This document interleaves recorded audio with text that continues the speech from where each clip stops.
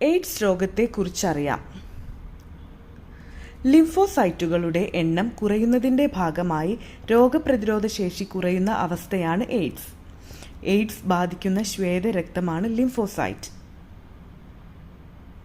ശരീരത്തിലെ രോഗപ്രതിരോധ സംവിധാനത്തെ എയ്ഡ്സ് ബാധിക്കുന്നു.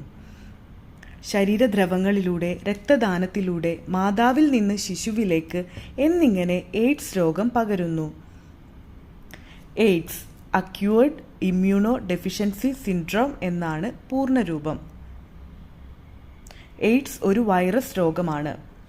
Elisa test, western blot test, southern blot test, നേവ test, PCR test, rapid test ഇവയെല്ലാം എയ്ഡ്സ് രോഗനിർണയ ടെസ്റ്റുകളാണ്. ലോക എയ്ഡ്സ് ദിനം ഡിസംബർ 1 ആചരിക്കുന്നു. 1988 മുതലാണ് എയ്ഡ്സ് ദിനം ഡിസംബർ 1 ആചരിക്കാൻ തുടങ്ങിയത്. 1987 നാഷണൽ എയ്ഡ്സ് കൺട്രോൾ പ്രോഗ്രാം ആരംഭിച്ചത്.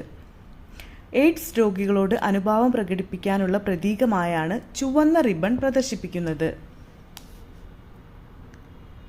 വിഷ്വൽ എയ്ഡ്സ് എന്ന സംഘടനയാണ് എയ്ഡ്സ് രോഗവുമായി ബന്ധപ്പെട്ട് ചുവന്ന റിബൺ രൂപകൽപ്പന ചെയ്തത്.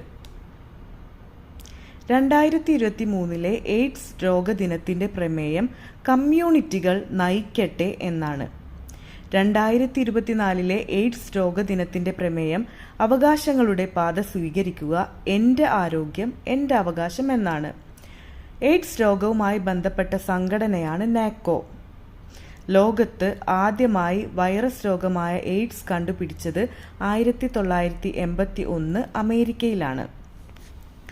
ഇന്ത്യയിൽ ആദ്യമായി എയ്ഡ്സ് റിപ്പോർട്ട് ചെയ്തത് 1986 ചെന്നൈയിലാണ്.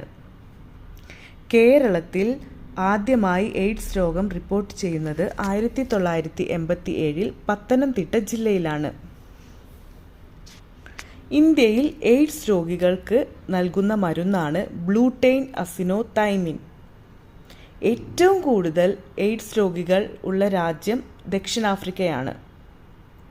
എയ്ഡ്സ് രോഗത്തിൻ്റെ വ്യാപനം തടയലുമായി ബന്ധപ്പെട്ട് സംസ്ഥാന സർക്കാർ ആരംഭിച്ച പദ്ധതിയാണ് 1-0 എന്ന പദ്ധതി.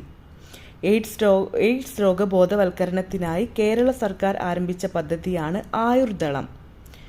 എയ്ഡ്സ് രോഗബാധിതരുടെ മക്കളുടെ കരുതലിനായി സംസ്ഥാന സർക്കാർ ആരംഭിച്ച പദ്ധതിയാണ് സ്നേഹപൂർവം.